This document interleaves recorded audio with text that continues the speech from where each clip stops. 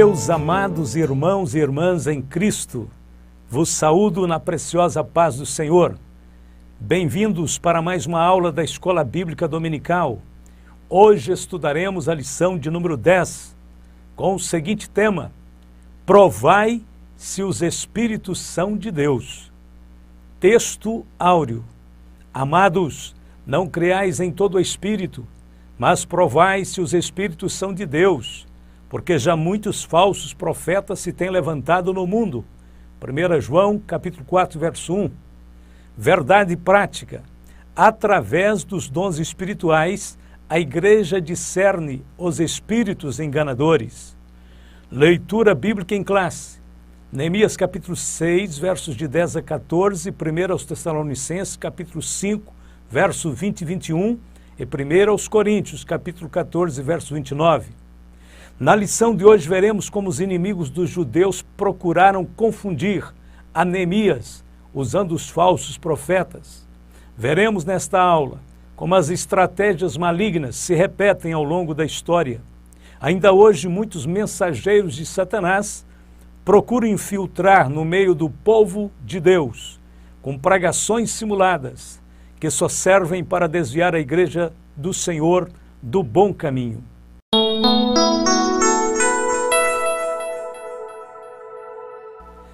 Ponto de número 1. Cuidado com os falsos profetas. Os samaritanos observaram que os judeus davam muito valor à palavra dos profetas. No capítulo 6 do livro de Neemias, encontramos o relato de como os inimigos da obra de Deus agiram de forma sorrateira e perigosa. Primeiramente, no capítulo 4, Sambalate, Tobias e Gesem usaram do desprezo, do escárnio, da zombaria para impedirem o progresso da reconstrução dos muros de Jerusalém. Como nada disso pôde deter Neemias, agora as ameaças se transformaram num plano diabólico para matar Neemias. Convidaram-no para um encontro num dos povoados do Vale de Ono, que ficava cerca de 30 quilômetros ao norte de Jerusalém, perto de Jope, distrito governado diretamente pela Pérsia, onde podiam facilmente sequestrar a Neemias e tirar-lhe a sua vida. Sambalate, Tobias e Gesem falsamente diziam que queriam dar conselhos para Neemias sobre como escapar das várias perseguições que vinha sofrendo. Tudo falso, tudo mentiras. Eles próprios eram os principais inimigos de Neemias. Neemias discerniu o espírito de seus adversários e respondeu por 4 vezes: estou fazendo uma grande obra, de modo que não poderei descer. Por que cessaria esta obra, enquanto eu a deixasse e fosse ter convosco? Neemias 6,3.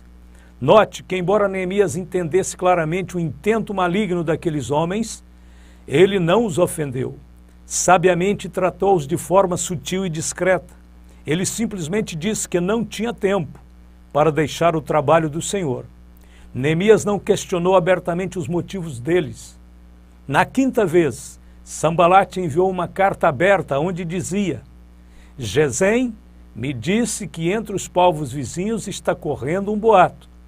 Dizem que você e os judeus pretendem fazer uma revolução e que é por isso que estão reconstruindo a muralha. Ele disse também que o seu plano é se tornar o rei deles e que você já arranjou alguns profetas para dizerem em Jerusalém que você é o rei de Judá.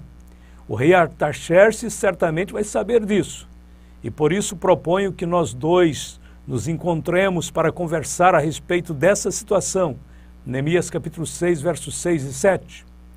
Os persas tratavam brutalmente com os usurpadores e por isso, se a reconstrução da muralha fosse interpretada como um projeto político de rebelião de Neemias, essas acusações certamente seriam muito sérias e Neemias faria bem em dar ouvido aos seus adversários, senão o rei persa o puniria severamente.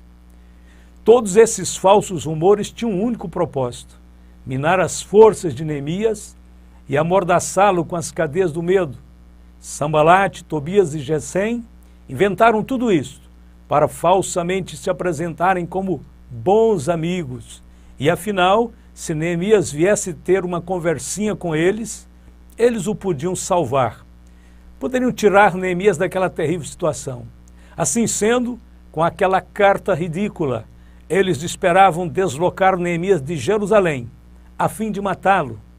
Toda a comunidade judaica ficou tremendo de medo, e o efeito da campanha de terror era justamente esse: fazer os judeus abandonarem o projeto da reconstrução, temendo pela vida. No meio desse temor todo, Neemias, uma vez mais, atirou-se à oração. Ele expôs diante do Senhor o que estava acontecendo e pediu forças naquela hora difícil. Neemias precisava da intervenção divina contra aquela maré contrária. Neemias sabiamente respondeu: de tudo o que dizes, coisa nenhuma sucedeu, mas tu, do teu coração, o inventas. Neemias 6, verso 8. No verso 9, Neemias demonstra a sua perfeita maturidade por meio do discernimento e da confiança em Deus. Porque todos eles nos procuravam atemorizar, dizendo: as suas mãos largarão a obra e não se efetuará. Agora, pois, ó Deus, esforça as minhas mãos. Neemias 6, verso 8 e 9. Neemias tinha o dever de examinar a profecia recebida. E a Bíblia diz: entrando eu em casa de Semaías, filho de Delaías, o filho de Metabel, que estava encerrado, disse ele: vamos juntamente à casa de Deus, ao meio do templo, e fechemos as portas do templo, porque virão matar-te. Sim, de noite virão matar-te. Neemias 6, verso 10. Semaías agora aparece no texto bíblico como sendo um profeta enviado a Neemias com a palavra de Deus. Tudo indica que Semaías enviou um convite para que Neemias viesse ter com ele. Neemias não sabia que Semaías era um profeta judeu traidor, subornado por Tobias e Sanbalate, e foi ter com ele. Quando estamos passando por crises espirituais ou materiais, nós queremos ouvir a voz de Deus.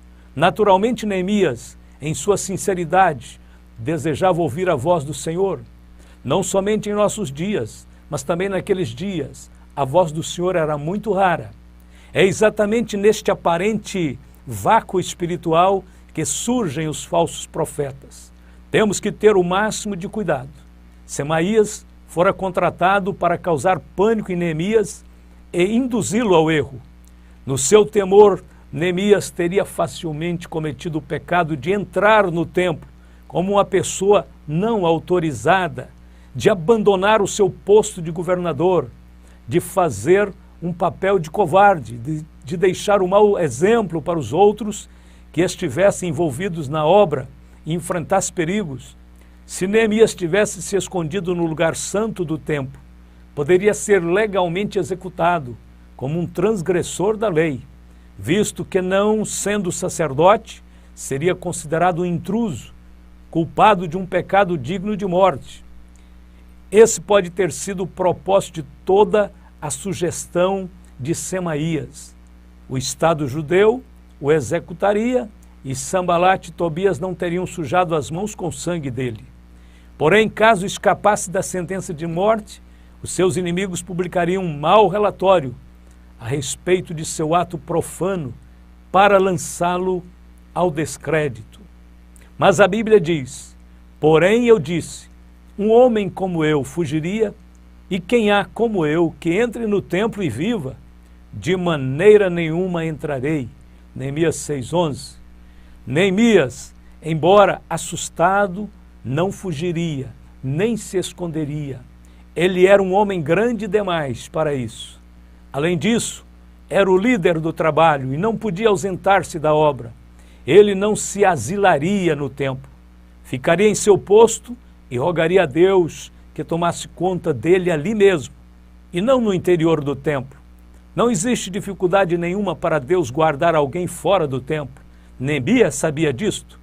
Se Neemias tentasse evadir-se, o povo, tendo de enfrentar o perigo sozinho, chamaria Neemias de covarde. Isso impediria o término do trabalho das muralhas.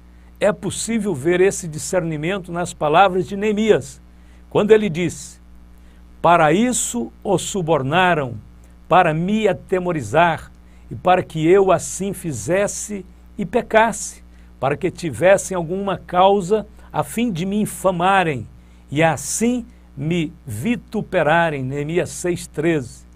Haviam inimigos externos e internos. Além de Semaías, haviam outros falsos profetas no meio do povo. Eles haviam sido comprados de forma semelhante para induzirem Neemias ao erro.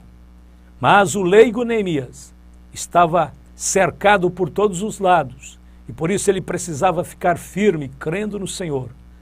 Lembra-te, meu Deus, de Tobias e de Sambalate, conforme estas suas obras, e também da profetisa Noadias e dos mais profetas que procuraram atemorizar-me, orou Neemias. Neemias 6,14.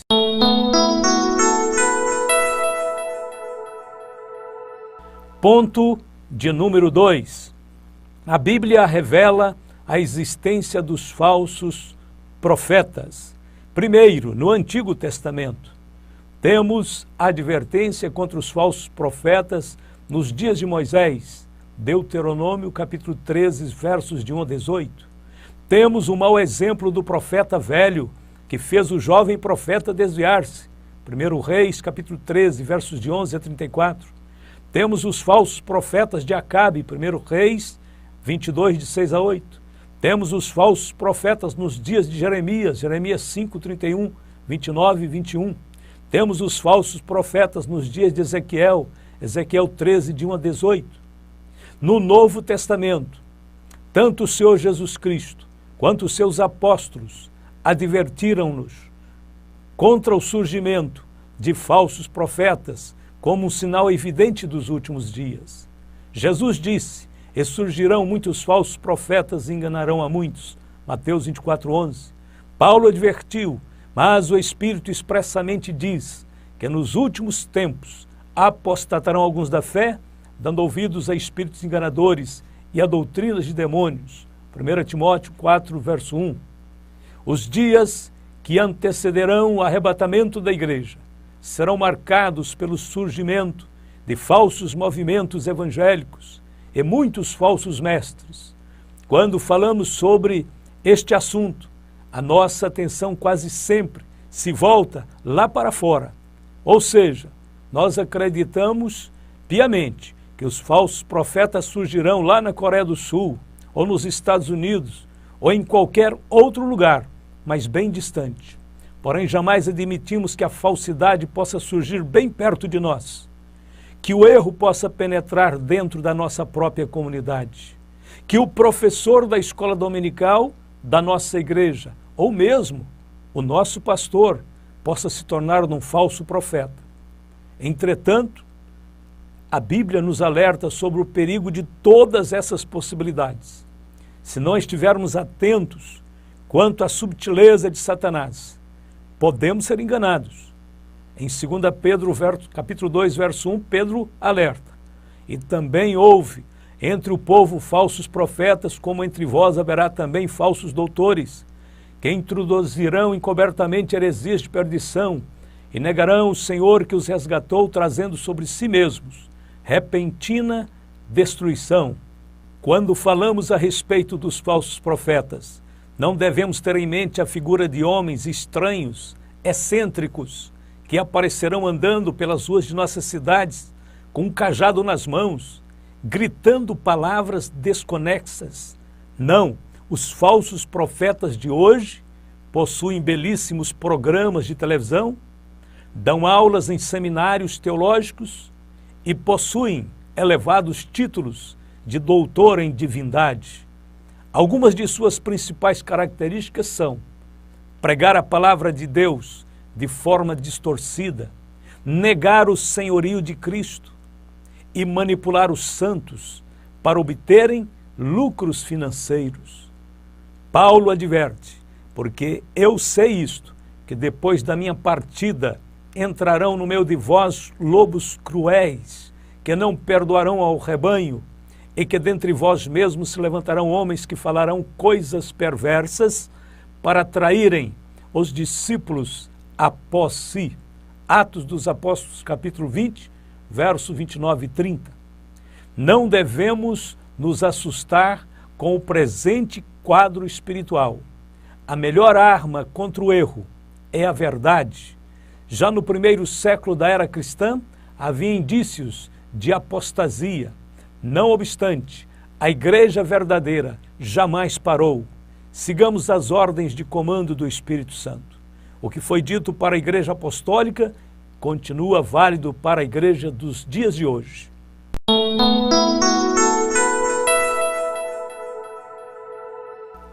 Ponto de número 3. Devemos julgar as profecias.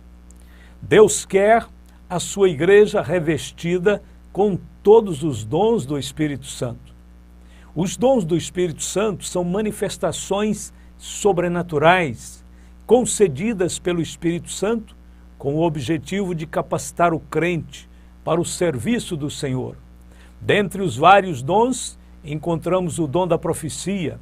A profecia encontra-se em lugar de destaque tanto no Velho Testamento quanto no Novo. Porém, devemos conhecer as diferenças entre a profecia do Velho Testamento e a profecia do Novo Testamento. Por exemplo, a profecia do Velho Testamento era uma atividade exclusiva de certas pessoas previamente escolhidas por Deus. No Novo Testamento, a profecia é um dom outorgado a todos. No Velho Testamento, a profecia dirigia o povo. No Novo Testamento, a palavra dirige o povo. No Velho Testamento, a profecia era julgada por Deus. No Novo Testamento, a igreja tem autoridade para julgar a profecia. Portanto, respeitando essas diferenças, podemos dizer que a profecia é de grande importância em ambos os testamentos. Em Provérbios 29, 18 está escrito: não havendo profecia, o povo se corrompe. E em 1 Tessalonicenses 5,20, Paulo adverte: não desprezeis as profecias. O despertamento renova os dons. Todos os crentes nascidos de novo, sem qualquer exceção, podem ser usados como canais de Deus para a manifestação dos dons espirituais. Paulo escreve: mas a manifestação do Espírito é dada a cada um para o que for útil. 1 Coríntios 12, 7. A palavra dom no grego é carismata e significa dons da graça de Deus. A palavra aponta a origem dos dons, que é exclusivamente a graça do Senhor e nunca o merecimento humano.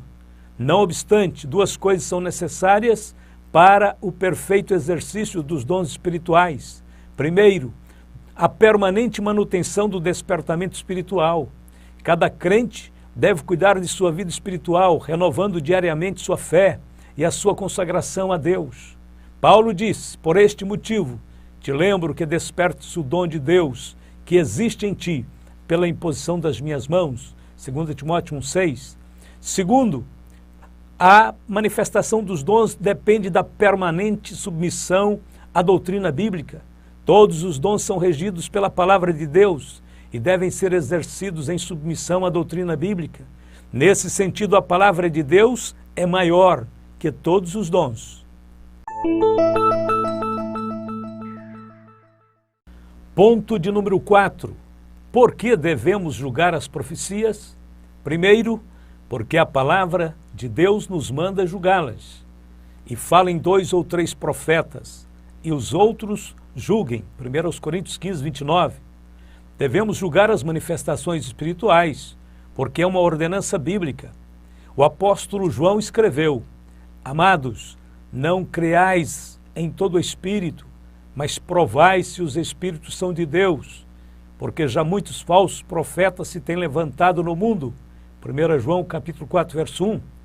O discernimento é uma necessidade para a igreja dos dias atuais, pois há um verdadeiro surto de modismos doutrinários, heresias e misticismos antibíblicos. Em meio a essa confusão religiosa dos últimos dias, devemos estar atentos contra qualquer manifestação espiritual que não esteja estritamente alinhada com os ensinos da Bíblia. Segundo, porque os que profetizam são sujeitos a falhas, por isso devemos julgar as profecias. O dom de Deus é perfeito, mas o vaso é de barro. Mesmo que a mensagem venha de Deus, o instrumento humano pode falhar. Não devemos, todavia, desprezar aqueles a quem Deus quer usar. Muitas vezes, os vasos do Senhor precisam apenas de algumas sábias orientações de seus líderes espirituais para se aperfeiçoarem no exercício dos dons espirituais. Paulo escreveu: porque todos podereis profetizar uns depois dos outros, para que todos aprendam e todos sejam consolados. E os espíritos dos profetas estão sujeitos aos profetas, porque Deus não é Deus de confusão, senão de paz, como em todas as igrejas dos santos. 1 Coríntios 14, 31 a 33. Devemos julgar as profecias porque pode haver conhecimento prévio dos fatos. O conhecimento prévio pode ser também ligado à amizade entre os irmãos e à própria opinião pessoal de quem profetiza. Isto pode influenciar o conteúdo da mensagem. Temos um exemplo na Bíblia, quando o profeta Natã entregou por conta própria uma mensagem ao rei Davi, dizendo: vai, faze tudo quanto está no teu coração, porque o Senhor é contigo. Segundo o livro de Samuel, capítulo 7, verso 3. Nós sabemos que o rei Davi tensionava construir o templo, mas essa não era a vontade de Deus. Provavelmente Natã falou inspirado apenas pela amizade, pela admiração que nutria pelo rei. Deus, porém, o corrigiu naquela mesma noite, conforme lemos em 2 Samuel 7,4.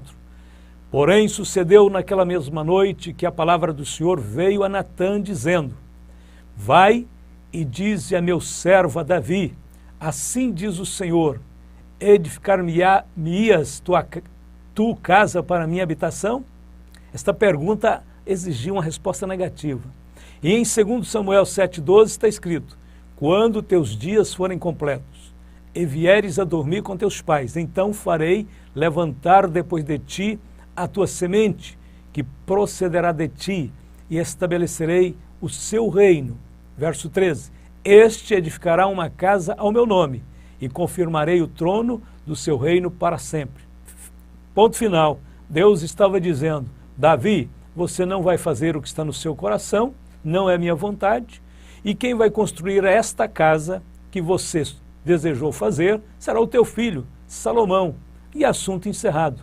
Portanto, fica claro que a primeira profecia de Natã foi fruto de suas emoções pessoais e não de Deus.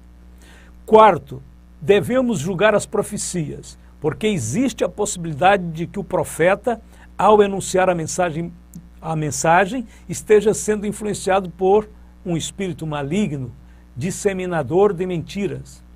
Esta é a questão mais séria e mais perigosa em relação ao exercício do dom de profecia. Quase todas as seitas heréticas surgiram por causa de falsas revelações ou falsas profecias. Satanás tem tido muito sucesso na estratégia da imitação dos dons espirituais.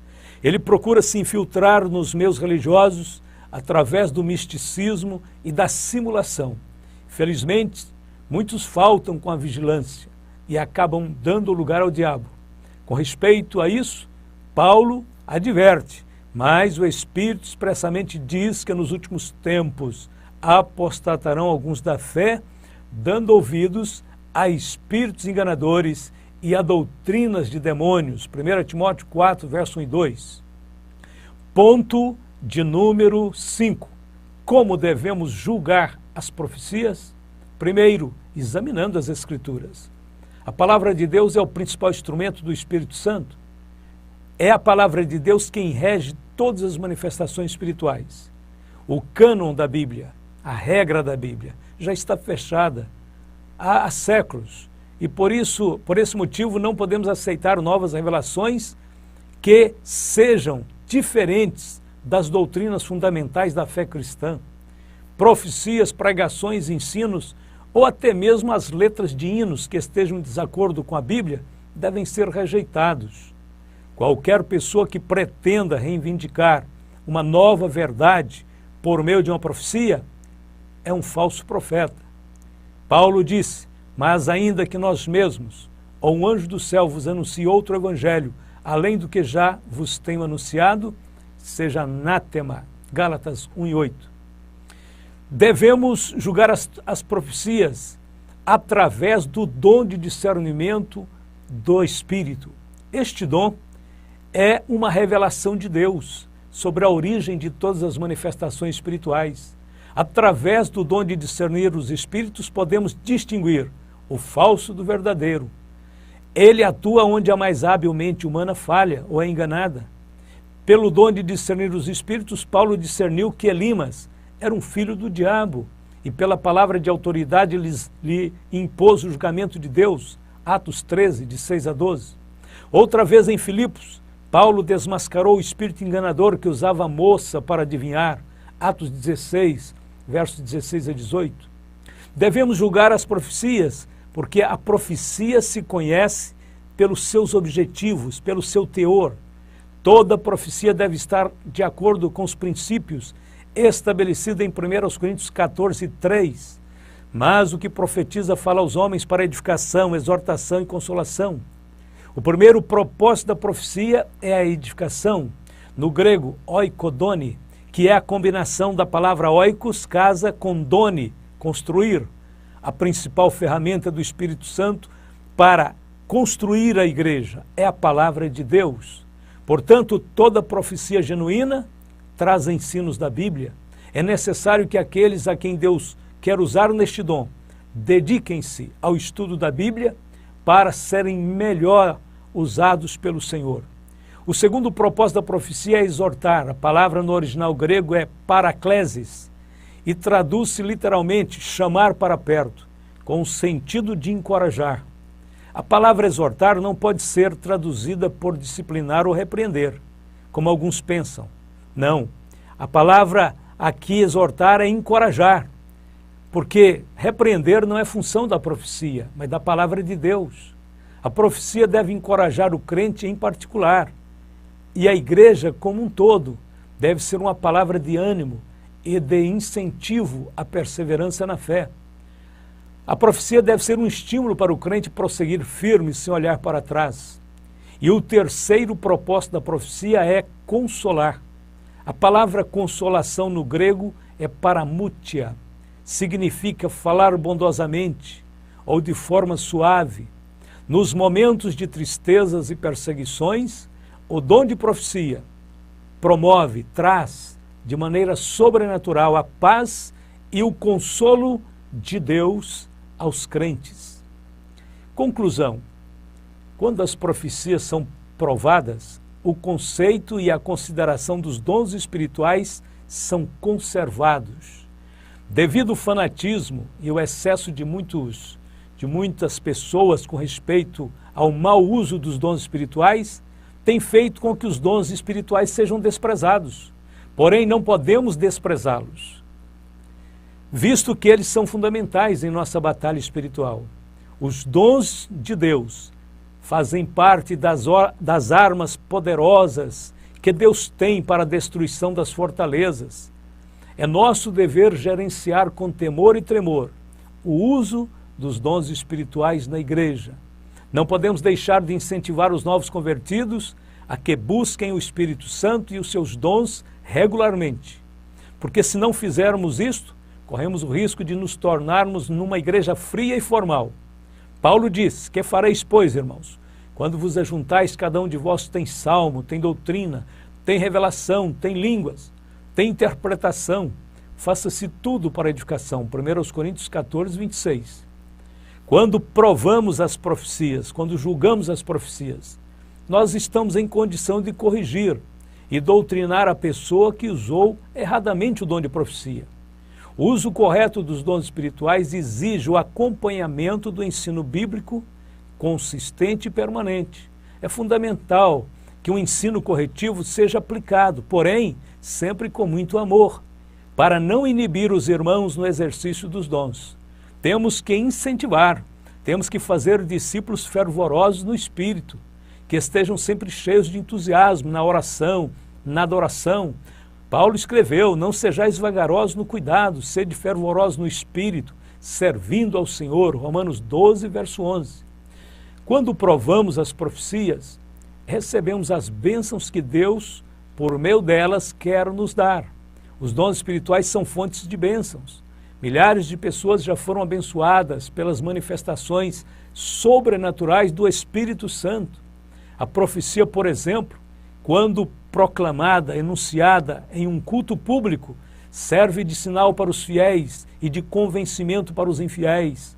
Paulo ensinou: mas se todos profetizarem e algum indouto ou infiel entrar, de todos é convencido e de todos é julgado. Os segredos do seu coração ficarão manifestos, e assim, lançando-se sobre o seu rosto, adorará a Deus, publicando que Deus está verdadeiramente entre vós. 1 Coríntios 14, versos 24 e 25. Glórias a Deus. O que mais queremos? Saber que Deus está entre nós é o suficiente. Aleluia. Louvemos a Deus pela manifestação dos seus preciosos dons espirituais e tenhamos o devido cuidado para evitar os extremos, o fanatismo, o misticismo. Possamos viver segundo a regra da palavra de Deus, praticando e desfrutando de todas as bênçãos espirituais que há em Cristo Jesus pelo seu Espírito. Deus vos abençoe. Chegamos no término e vamos orar neste momento.